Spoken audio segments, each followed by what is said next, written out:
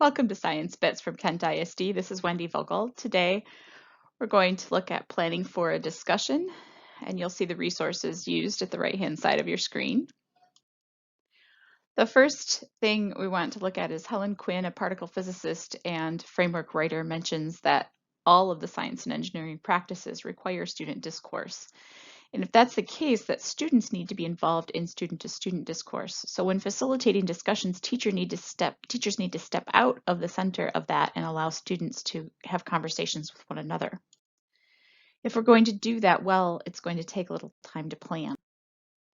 OpenSciEd and Ambitious Science Teaching have created planning tools to help teachers with this piece. The processes are pretty much the same in both of the planning tools, where it starts by identifying a purpose for the conversation, predict what students might say within the conversation, determine the structures of that particular conversation, how you might lead it, what tools students need to be successful, and then to reflect on that conversation after it's completed. Digging a little deeper into each of these pieces, thinking about the purpose for the discussion, it might be for students to wonder, to brainstorm ideas, design an investigation, evaluate others' claims, connect towards the how and why of something. But once that's determined, then as an educator, we want to step back and think, what do we think kids are actually going to say? What are we looking to hear? What are they grappling with? And what other ideas might they actually have?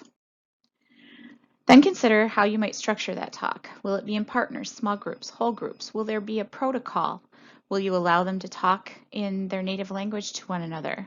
What norms do you already have in place or need to have in place to make the conversation successful?